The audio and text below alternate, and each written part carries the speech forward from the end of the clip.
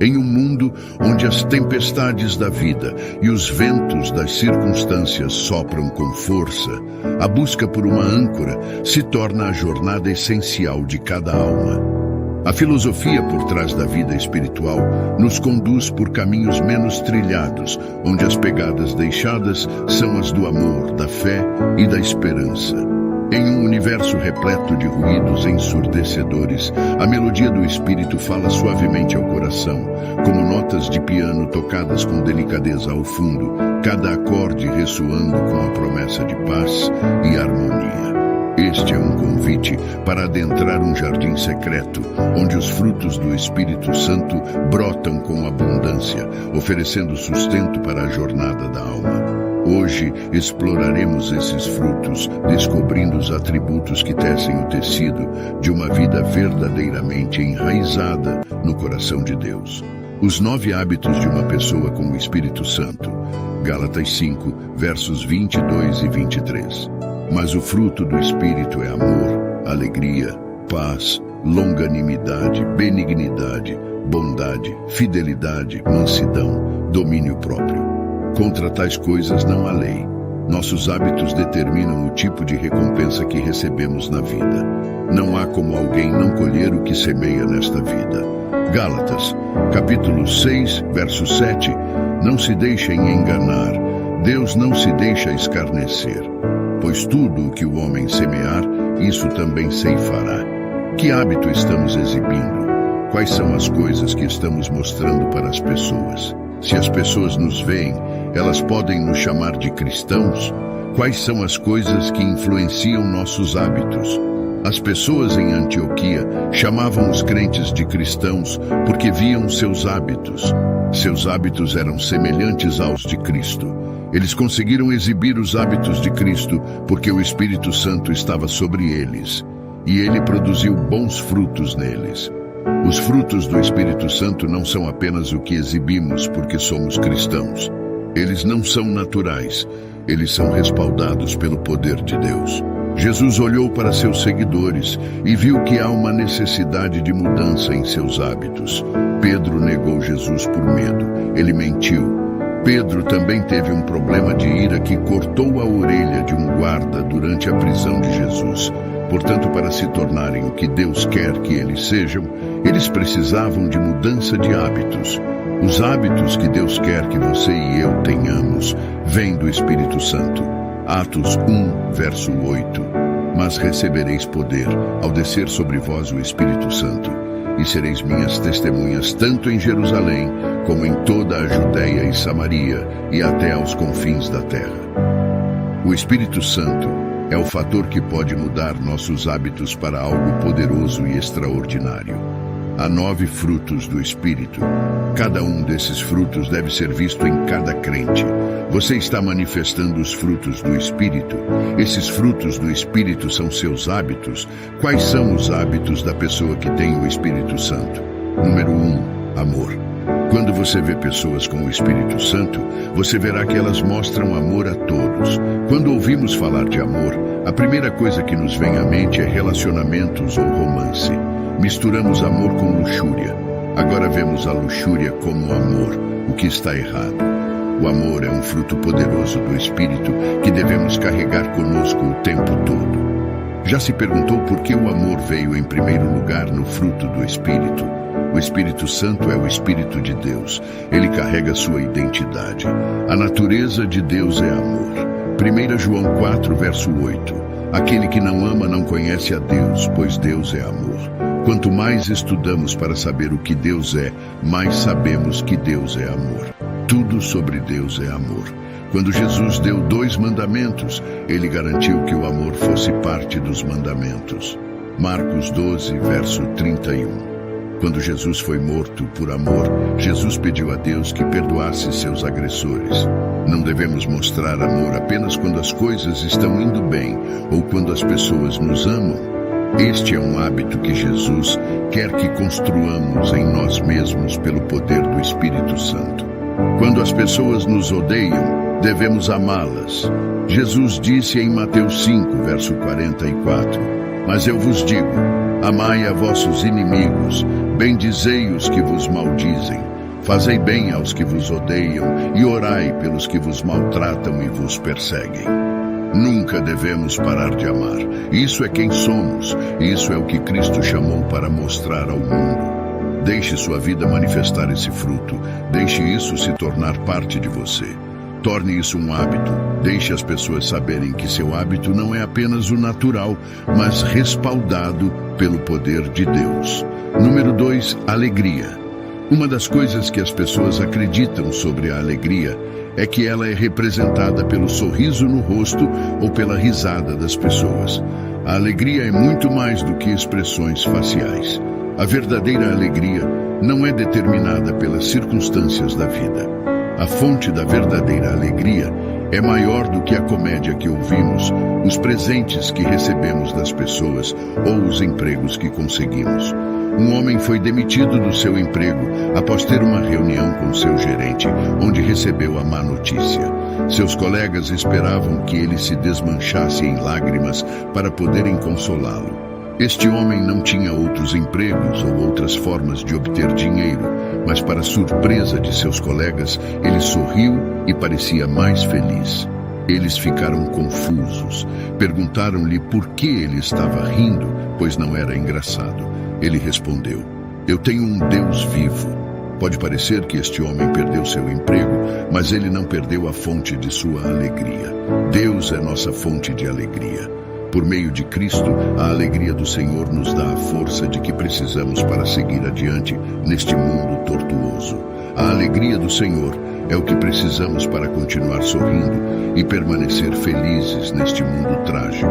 Essa alegria vem de dentro, não é determinada pelas situações da vida. É por isso que precisamos do Espírito Santo, mesmo em um mundo como este, com todos os desafios que todos enfrentamos.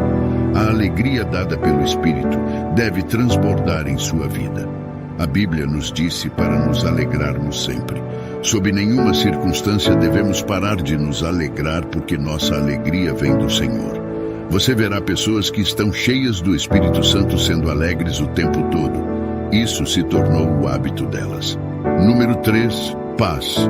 A paz, sendo um fruto do Espírito Santo, manifesta-se de duas maneiras. A primeira é ter paz, e a segunda é fazer paz com todos, ou viver em paz com todos. A paz é algo que Deus sempre deu ao seu povo. Êxodo 14, verso 14 diz: "O Senhor lutará por vocês, e vocês deverão manter sua paz." Isso significa que Deus não permitirá que nada que vá causar-lhe problemas chegue perto de você. Haverá paz em você. Seu corpo, espírito e alma sentirão a paz do Senhor. A paz que o Senhor dá não é uma paz comum. Não é aquela que vem na ausência de conflito. É uma paz que vem com a presença de Deus. Filipenses capítulo 4, verso 7. E a paz de Deus, que excede todo o entendimento, guardará vossos corações e vossas mentes em Cristo Jesus. Essa paz carrega poder. Não é o tipo de paz que se limita a você. Ela se estende às pessoas ao seu redor.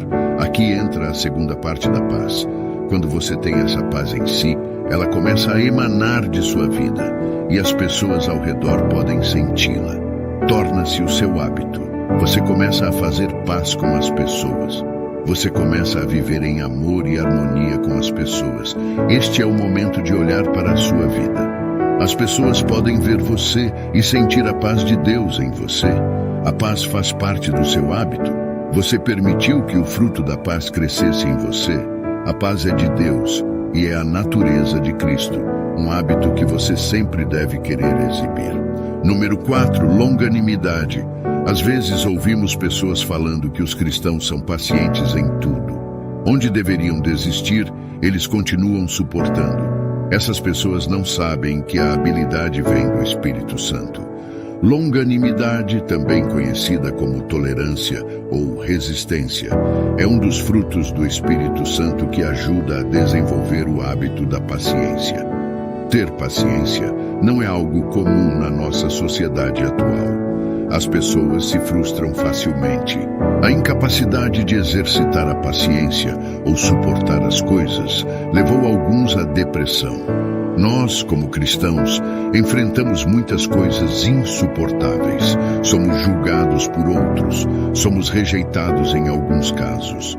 Mas o Espírito do Senhor continua gerando esse fruto de longanimidade em nós, para que possamos permanecer firmes no Senhor. Romanos 5, verso 4 diz: "E a resistência desenvolve força de caráter, e o caráter fortalece nossa esperança confiante da salvação." Quando enfrentamos perseguições e as suportamos porque o nosso caráter ou hábito, quando as pessoas veem isso, elas sabem que é o poder de Deus que está agindo em nós. Não é fácil suportar nos tempos em que nos encontramos neste mundo, mas o Espírito de Deus tem o poder de tornar isso possível para nós. Número 5, bondade. Efésios 4, verso 32. "E sede bondosos uns para com os outros, compassivos, perdoando-vos uns aos outros, assim como Deus, por causa de Cristo, vos perdoou." Ser bondoso não é apenas dar dinheiro às pessoas ou suprir as necessidades dos necessitados. Bondade engloba perdão, orar uns pelos outros e também mostrar amor a todos. A manifestação da bondade é principalmente através do amor. Quando o amor existe na vida de alguém, torna possível para essa pessoa ser bondosa. Isso é o que você vê nas vidas das pessoas que têm o Espírito Santo. É fácil para elas serem bondosas, não porque nasceram assim, mas porque o Espírito Santo tornou isso um hábito delas. Você é bondoso com as pessoas ao seu redor? Você perdoa aqueles que te fizeram mal? Você é como Jesus, que pediu a Deus para perdoar seus opressores? Você está pronto para orar por aqueles que te odeiam? Parece anormal ser bondoso com aqueles que te odeiam, mas é isso que o poder de Deus pode te fazer fazer. Você tem que abraçar este fruto do Espírito e ele se tornará seu hábito. Ele não te deixará. Deixe as pessoas verem Cristo em você. Número 6, bondade. Cristãos com o Espírito Santo são pessoas boas. O fruto da bondade é o fruto do Espírito que dá a habilidade de fazer o que é certo. Ser uma pessoa boa não se limita a ajudar as pessoas. Ser bom significa aceitar o que é certo, amar a justiça, não mostrar favoritismo e obedecer às leis de Deus. Como um cristão que tem o Espírito de Deus, fazer a coisa certa vem como parte deles. Miqueias 6, verso 8. Ele te declarou, ó homem, o que é bom, e que é o que o Senhor pede de ti, senão que pratiques a justiça, e ames a misericórdia, e andes humildemente com o teu Deus. Deus nos mostrou o caminho da bondade através do Espírito Santo. Quais são as coisas boas que devemos fazer? Em outras palavras, quais são as coisas certas que devemos fazer? A Bíblia diz que devemos agir com justiça, devemos amar a misericórdia e devemos ter humildade. Devemos fazer disso um hábito. Fazer o bem deve fazer parte de nós. Número 7, fé. Hebreus capítulo 11, verso 1. Ora, a fé é a certeza de coisas que se esperam, a convicção de fatos que não se veem. A fé é a base do cristianismo. É a primeira das identidades dos cristãos. Os cristãos são mais reconhecidos pela exibição de fé. A fé dá origem ao poder. Sem fé, ninguém pode se tornar um seguidor de Cristo. Aceitar Cristo requer fé. Acreditar que Cristo morreu pelos nossos pecados e acreditar no reino de Deus em nosso coração é o trabalho da fé. Para ter o Espírito Santo é necessária a fé. Para fazer o que o Senhor comanda, é necessária a fé. É por isso que a Bíblia estabeleceu o fato de que sem fé ninguém pode agradar a Deus, porque você deve acreditar que Ele existe e que Ele é poderoso. Acreditar que Deus existe dá-lhe a mente para obedecer às suas palavras. Hebreus 11, verso 6. Quando você declara coisas pela fé, as pessoas veem isso como algo comum. Elas não sabem que isso é respaldado pelo poder de Deus. A fé é um hábito que deve crescer em sua vida. Precisamos de fé para mover montanhas que bloqueiam nosso progresso. Existem montanhas erguidas contra nós. Devemos fazer da fé parte de nós e usá-la para mover montanhas, conforme declarado em Mateus capítulo 17, verso 20. Número 8, mansidão. Neste mundo violento, é bastante difícil encontrar pessoas verdadeiramente mansas. Algumas pessoas são mansas porque não foram confrontadas com questões provocadoras de raiva. Algumas pessoas são mansas por medo. Têm medo de enfrentar pessoas que as atormentarão. Muitas pessoas são mansas em um determinado momento por diferentes razões. Jesus Cristo nos disse o que acontecerá com aqueles que são mansos em Mateus 5, verso 5. Ele disse: Bem-aventurados os mansos, pois herdarão a terra. Aqueles que são mansos e tornaram isso um hábito são os que não farão parte de conflitos. São os que não permitirão que a raiva os destrua. Os cristãos não são mansos porque não enfrentam lutas ou porque têm medo, mas os cristãos são mansos porque o Espírito de Deus está solidamente por trás deles. Você faz parte desses cristãos? As pessoas que vivem perto de você, seus vizinhos, podem testemunhar que você é manso. O que a sua vida prega para eles? Você está sempre em uma luta com as pessoas? O Espírito Santo não apoia isso. O Espírito Santo quer que esse fruto da mansidão cresça em você e se torne um hábito que as pessoas verão e escolherão ser como você. Você precisa revisar sua vida e tomar decisões para permitir que o Espírito Santo torne presente o fruto da mansidão. Número 9. Temperança. Temperança, também conhecida como autocontrole, é o ato de se restringir de coisas tentadoras ou pecaminosas. 1 Tessalonicenses, capítulo 4, verso 4, afirma que cada um de vocês deve aprender a controlar o próprio corpo de maneira santa e honrosa. Os cristãos são vistos como pessoas que sabem como fugir do pecado ou evitar cair em tentação, e eles o chamam de santos. O Espírito Santo tornou isso um hábito deles. Não há dúvida de que há coisas tentadoras ao nosso redor. Sentimos vontade de participar de todas essas coisas, mas podemos nos controlar e nos abster de cada uma dessas coisas. As pessoas veem isso e pensam que é comum. É o fruto do Espírito Santo em nós trabalhando.